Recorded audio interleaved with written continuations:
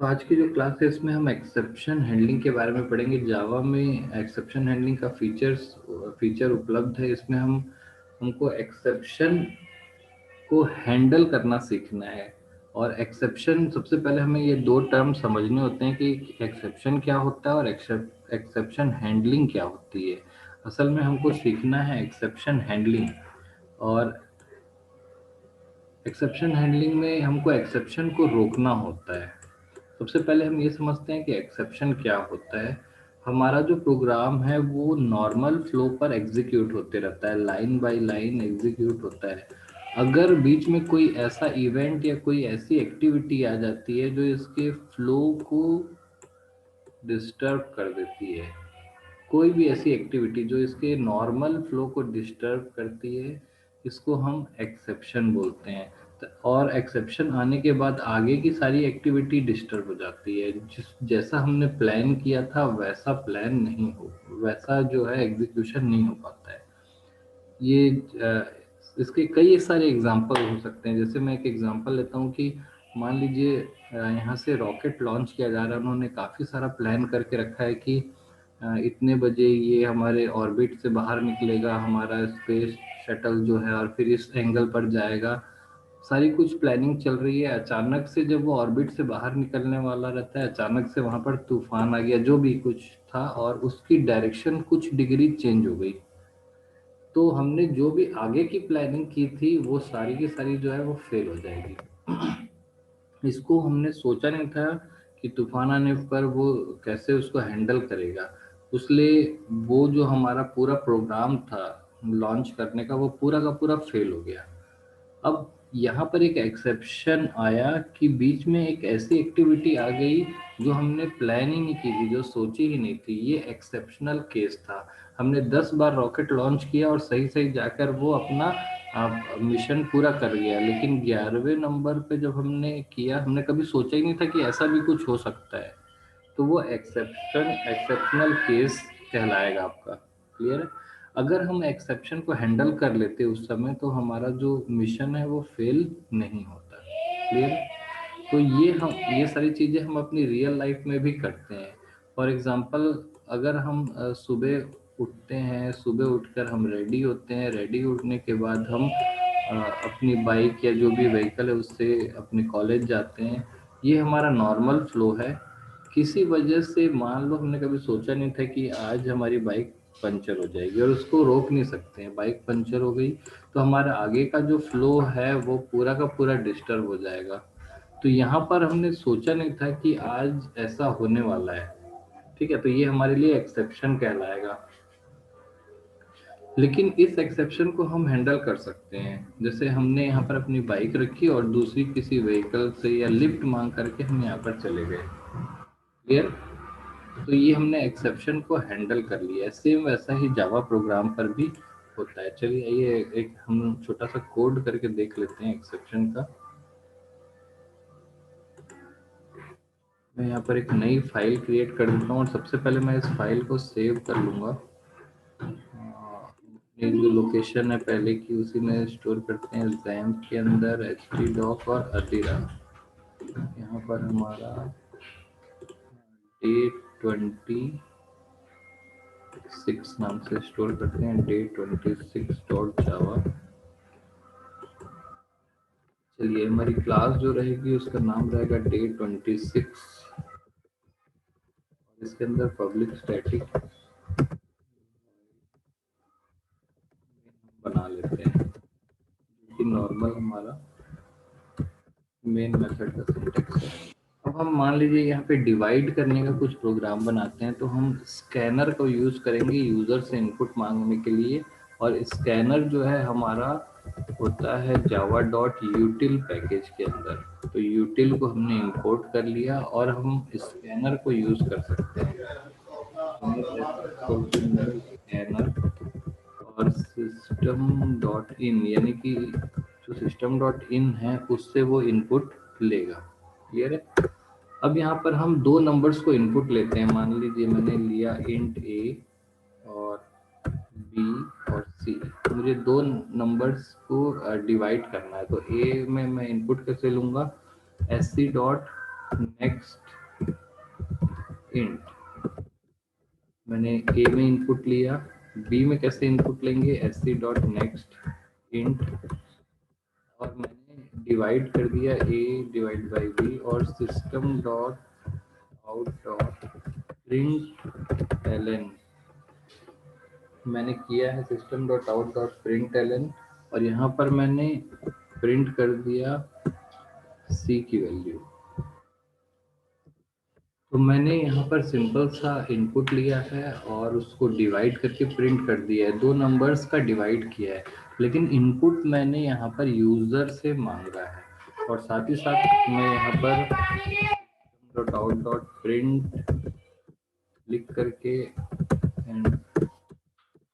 Enter number ऐसा भी लिख सकते हैं हम लोग।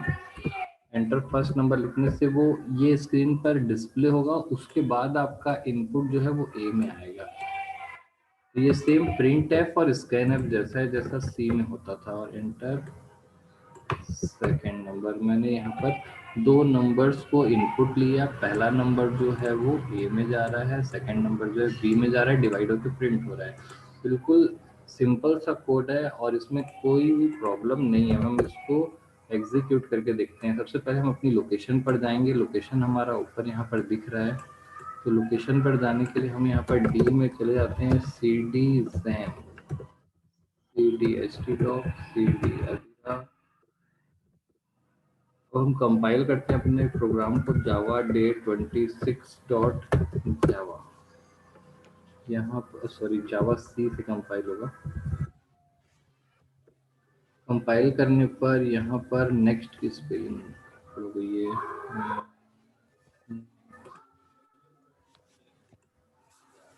दोबारा हम यहाँ पर कंपाइल कर लेते हैं, कोई भी प्रॉब्लम नहीं है। और यहाँ पर जब हम रन करेंगे तो बकायदा आउटपुट भी आने वाला है। ये पूछ रहा है एंटर फर्स्ट नंबर, मैंने दिया 6, एंटर सेकंड नंबर मैंने दिया 2, और बकायदा आउटपुट आ गया 3। हमने प्रोग्राम करते समय सोचा ही नहीं था कि यूजर जो है वो गलत इनपुट भी दे सकता है। हमारा प्रोग्राम जो है बिल्कुल फ्लो में फर्स्ट टाइम चला। सेकेंड टाइम जब मैंने इनपुट दिया तो फिर किसी यूजर ने दिया 8 और दूसरा नंबर दिया 2 और आउटपुट आया 4। सेकेंड टाइम भी बिल्कुल फ्लो में चल गया, कोई प्रॉब्लम नहीं आई। थर्ड टाइम भी फ्लो पे चल गया, किसी दूसरे यूजर ने दिया 9 और 3, तो आउटपुट बिल्कुल 3 आ गया है। लेकिन हमने सोचा नहीं था कि कोई यूजर ऐसा भी इनपुट दे सकता है। सॉरी, अगर कोई यूजर जो है 1 के बदले इस तरीके का इनपुट दे देता है, टेक्स्ट में दे देता है, क्योंकि यूजर कुछ भी दे सकता है। तो टेक्स्ट में अगर वो इनपुट दे देता है तो ऐसे कंडीशन में डेटा टाइप मिसमैच होने की वजह से यहाँ पर एक्सेप्शन आ गया। आप देखेंगे यहाँ पर एक्सेप्शन लिखा हुआ दिख रहा है। एक्सेप्शन यहाँ पर पहले एक्सेप्शन जनरेट हुआ क्योंकि डेटा टाइप मिसमैच हो गया। हमने कभी सोचा नहीं था कि यूजर जो है दूसरे टाइप का डेटा भी एंटर कर सकता है। ठीक है, दूसरा एक एक्सेप्शनल केस, अगर हमने रन किया और यहाँ पर यूजर ने फर्स्ट नंबर दिया 8 और सेकंड नंबर दिया 0, उसने 0 दे दिया, तो ऐसी कंडीशन में भी एक्सेप्शन आ जाएगा, क्योंकि किसी नंबर को 0 से डिवाइड नहीं किया जा सकता है। 0 से डिवाइड करने पर इन्फिनिटी आता है और इन्फिनिटी को डिफाइन नहीं किया जा सकता कंप्यूटर में भी। तो ऐसे केस को हम एक्सेप्शनल केस कहेंगे कि कोई यूजर डिवाइड करते समय 0 दे देता है सेकंड नंबर, क्योंकि हम यूजर को एंड यूजर को रोक नहीं सकते कि वो कैसा नंबर दे। यहाँ पर कुछ मैसेज देने के बाद भी कई लोग जानबूझकर 0 दे सकते हैं। तो ऐसी कंडीशन में हमारा जो प्रोग्राम है वो क्रैश हो जाएगा। अगर हमने इसको हैंडल नहीं किया है तो ये प्रोग्राम हमेशा सही सही एग्जीक्यूट नहीं होगा। जब भी कोई 0 दे देगा प्रोग्राम क्रैश हो जाएगा। क्लियर है? तो यहाँ पर बहुत ही सिंपल सा कंसेप्ट था कि हमने जो सोचा वो कई बार एग्जीक्यूट हो गया, लेकिन कुछ ऐसी कंडीशंस थी जो हम सोच ही नहीं पाए थे। वो कंडीशन अगर बीच में आ जाती है तो ऐसे एग्जीक्यूशन को एक्सेप्शनल केस कहा जाता है, और ऐसे केस पर हमारा प्रोग्राम जो है फेल हो जाता है। तो एक अच्छा प्रोग्रामर वही कहलाएगा जो maximum number of exceptional case को हैंडल करने का कोड भी लिख दे, कि अगर ये वाला इनपुट होगा तो उसको इस ढंग से ना एग्जीक्यूट करके दूसरे ढंग से एग्जीक्यूट किया जाएगा। यानी कि एक अगर आप कॉलेज जा रहे हैं तो आपके पास जो व्हीकल है उसमें एक स्टेप एक्स्ट्रा व्हीकल आप लेके रख, सॉरी एक्स्ट्रा जो चक्का रहता है वो लगा हुआ है। बारिश हो रही है तो आप रेन कोट लेके जा रहे हैं, या कोई और भी अदर जो रुकावट आ रही है उसके लिए आप पहले से तैयार है, तो आपका आगे का जो फ्लो है वो कभी डिस्टर्ब नहीं होगा। ठीक है, तो देखिए जावा में एक्सेप्शन को कैसे हैंडल किया जाता है। सबसे पहले हम लोग यहाँ पर देखेंगे कि एक्सेप्शन को कैसे स्क्रीन पर डिस्प्ले करता है जावा। अगर कोई मैं नंबर देता हूँ और सेकंड नंबर 0 दे देता हूँ, तो आप देखिए यहाँ पर जावा मैसेज डिस्प्ले करता है exception in thread main. Main के अंदर एक्सेप्शन आया है और एक्सेप्शन का नाम यहाँ पर डिस्प्ले करता है Java dot lang dot arithmetic exception. यानी कि जावा इस एक्सेप्शन को पहले से पहचानता है, उसने इस एक्सेप्शन की एक कैटेगरी बना के रखी है, इसको बोलते हैं अरिथमेटिक एक्सेप्शन। यानी कि ये रिपोर्टेड एक्सेप्शन है, यानी जावा इस एक्सेप्शन को पहचानता है और ये एक्सेप्शन कई बार आया है, जावा इससे वाकिफ है। ऐसे कई एक्सेप्शन भी है जिनसे जावा का कंपाइलर वाकिफ नहीं होता है, तो ऐसे एक्सेप्शन को अनरिपोर्टेड एक्सेप्शन बोलते हैं। यानी एक्सेप्शन की दो कैटेगरी बनी हुई है, रिपोर्टेड और अनरिपोर्टेड, या चेक्ड और अनचेक्ड एक्सेप्शन भी कहा जाता है। तो ये जो एक्सेप्शन अभी हमारे स्क्रीन पर आ रहा है ये रिपोर्टेड एक्सेप्शन है और जावा इसको पहचानता है। इसका नाम भी यहाँ पर जावा ने डिफाइन कर रखा है, डिवाइड बाय जीरो एक्सेप्शन। यानी जावा इस एक्सेप्शन को पहचान रहा है और उसका नाम उसने डिफाइन कर रखा है, डिवाइड बाय जीरो एक्सेप्शन। और इसकी कैटेगरी बना रखी है जावा ने, Java dot lang dot arithmetic exception. Clear है? तो उसने क्लास बना रखी है जावा ने जो इसको हैंडल कर सकती है, एक्सेप्शन को वो थ्रो करती है। क्लियर है? तो यहाँ पर हम देखेंगे हमारे पास एक्सेप्शन को हैंडल करने के लिए कुछ हैंडलर्स हैं और उनके नाम आप देखेंगे, ट्राई, कैच, फाइनली, थ्रो और थ्रोज। ये पांच चीजें आप हमेशा मतलब कई बार सुनते आए होंगे। मैं इनका नाम दिखा देता हूँ। जैसे आपके पास इस तरीके के वर्ड आप जावा में आपको कई बार देखने के लिए मिलेंगे, ट्राई, कैच, ये स्मॉल रहता है कैच का सी, थ्रो, थ्रोज और फाइनली। ये पांच जो है इनके द्वारा हम एक्सेप्शन को हैंडल करते हैं। ट्राई जो है आपका एक ब्लॉक होता है, ट्राई कैच जो है एक साथ होता है, फाइनली भी ब्लॉक है, और इनको यूज किया जाता है यूजर डिफाइंड एक्सेप्शन को थ्रो करने के लिए। सबसे पहले हम यहाँ पर समझेंगे ट्राई, कैच और फाइनली को, ये तीनों को एक साथ समझा जा सकता है। तो ट्राई, कैच और फाइनली को समझते हैं। सबसे पहले ट्राई कैच को समझते हैं, इनके द्वारा हम एक्सेप्शन को हैंडल करते हैं। तो कुछ इस तरीके से इफ एल्स जैसा यहाँ पर स्ट्रक्चर होता है ट्राई और कैच का। आप यहाँ देखेंगे कि ट्राई ब्लॉक के अंदर उस कोड को लिखा जाता है जिसमें एरर आने की संभावना है, जिसमें हमको डाउट है। ऐसा कोई भी कोड जिसमें हमको डाउट लगता है उसको हम ट्राई ब्लॉक के अंदर लिखते हैं। जैसे मैं सर्वर से कनेक्ट करने का कोड लिख रहा हूँ तो वो कोड हमेशा ट्राई में लिखा जाएगा। मुझे नहीं पता कि सर्वर हमेशा ऑन रहेगा, सर्वर कभी फेल हो सकता है, सर्वर कभी डाउन हो सकता है, तो ऐसी कंडीशन में एक्सेप्शन आ जाएगा। तो फाइल हैंडलिंग और इनपुट आउटपुट या फिर सर्वर से कनेक्टिविटी, इस टाइप की सारी एक्टिविटी को ट्राई ब्लॉक में लिखा जाता है, जिसमें हम संभावना होती है कि एरर या एक्सेप्शन आ सकता है। कैच ब्लॉक में उसको लिखा जाता है जब एरर आने के बाद उसका दूसरा सॉल्यूशन होता है। यानी कि अगर ट्राई ब्लॉक में कोई प्रॉब्लम नहीं आती तो कैच कभी एग्जीक्यूट नहीं होगा। कैच तभी एग्जीक्यूट होता है जब ट्राई ब्लॉक में कोई प्रॉब्लम आती है। क्लियर है? ये सेम लगभग दिखने से इफ एल्स जैसा ही है। तो यहाँ पर आप देखेंगे कि आपको एक ट्राई ब्लॉक दिख रहा है, ट्राई ब्लॉक में हमने एक कोड लिखा है। अगर इसमें कोई प्रॉब्लम नहीं आती है, ये कोड अच्छे से चल रहा है, तो ये वाला जो पार्ट है वो कभी एग्जीक्यूट नहीं होगा। ये पार्ट तभी एग्जीक्यूट होगा जब यहाँ पर प्रॉब्लम आएगी। ट्राई कैच ब्लॉक है। और कैच ब्लॉक बनाया इसलिए गया है क्योंकि हम यहाँ पर अलग अलग एक्सेप्शन की कैटेगरी को अलग अलग तरीके से हैंडल कर सकते हैं। मल्टीपल कैच ब्लॉक्स अलाउड है, एक ट्राई के साथ मल्टीपल कैच अलाउड है, लेकिन मिनिमम एक कैच होना है। ट्राई का भी अकेला नहीं रहता है, ट्राई और कैच साथ में रहेंगे, लेकिन एक ट्राई के साथ मल्टीपल कैच ब्लॉक जो है वो अलाउड होते हैं। क्लियर? चलिए आइए देखते हैं अपने कोड में हम इसको कैसे इम्प्लीमेंट कर सकते हैं। फॉर एग्जांपल अगर मुझे डाउट है कि इस लाइन पर एरर, ये सॉरी एक्सेप्शन आएगा, तो मैं इसे ट्राई ब्लॉक में लिख देता हूँ। तो मैंने इस कोड को ट्राई ब्लॉक में लिख दिया है और कैच को मैंने सबसे पहले यहाँ पर मैं अरिथमेटिक एक्सेप्शन न लेकर के एक्सेप्शन लेता हूँ। मैं यहाँ पर आपको ये बताऊंगा कि एक्सेप्शन जो है वो सुपर क्लास होती है सभी एक्सेप्शन की। यानी जावा में जितने भी एक्सेप्शन होंगे नंबर 1 से लेकर के लास्ट तक, आपकी कोई भी यूजर डिफाइंड क्लास हो, यूजर डिफाइंड एक्सेप्शन हो, वो सारे के सारे एक्सेप्शन की जो सुपर क्लास है वो ये होगी, यानी बेस क्लास ये होगी। कोई भी एक्सेप्शन है वो इस क्लास को इनहेरिट करता है तभी वो एक्सेप्शन बन पाता है। तो अगर आप इसको लिख देते हैं तो पूरे ऑल एक्सेप्शंस को आप यहाँ पर सिंगल स्टेटमेंट में हैंडल कर सकते हैं। तो फिलहाल हम अभी यहाँ पे सिंगल स्टेटमेंट को लिख रहे हैं, लेकिन ये लिखना सही नहीं होता है, क्योंकि अगर ये आप लिख देंगे तो दूसरे एक्सेप्शंस का नाम नहीं लिख पाएंगे।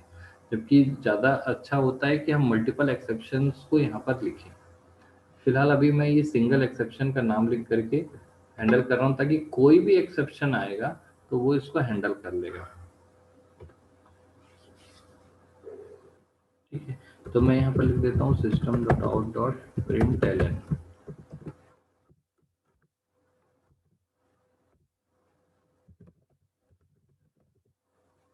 मैंने यहाँ पर मैसेज दे दिया रॉन्ग इनपुट। क्लियर है। तो इस तरीके से मेरा जो एग्जीक्यूशन है वो यहाँ पर जो ये जो एग्जीक्यूशन था मेरा, कंट्रोल एक्स इस पर, ये मेरा नॉर्मल एग्जीक्यूशन है। अगर इसमें कोई भी प्रॉब्लम नहीं आती है, और ट्राई ब्लॉक को मैं कुछ इस तरीके से दिखा देता हूँ ताकि क्लियर पता चलेगा। अब देखिए बिल्कुल इफ एल्स जैसा दिख रहा है ये। ट्राई ब्लॉक में मैंने उस कोड को लिखा जिसमें मुझे एरर आने की संभावना थी। अगर कोई एरर नहीं आता तो ये कभी भी एग्जीक्यूट नहीं होगा। क्लियर है। और यहाँ पर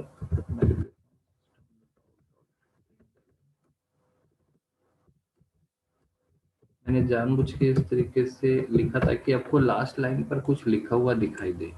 क्लियर है। अगर मैं यहाँ पर एक्सेप्शन हैंडलिंग कर दिया हूँ तो ये मेरा प्रोग्राम का जो फ्लो है, ये लास्ट वाला जो लाइन है वो कभी डिस्टर्ब नहीं होगी। यहाँ पर कुछ भी हो, कोई भी प्रॉब्लम हो, ये लाइन कभी डिस्टर्ब नहीं होगी। ये दिखाने के लिए मैंने ये लास्ट में ये लाइन ऐड कर दी है। तो देखिए मैं यहाँ पर अब 2-3 एग्जीक्यूशन करके दिखाऊंगा आपको। सबसे पहले मैं दोबारा कंपाइल कर लेता हूँ। मैंने एक्सेप्शन हैंडलिंग का कोड यहाँ कर रखा है। अगर कोई यूजर देता है 6 and 2 नॉर्मल एग्जीक्यूशन होने वाला है।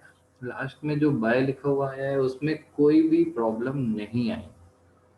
दूसरा यूजर इसने दिया 8 और 2, नॉर्मल एग्जीक्यूशन हुआ है।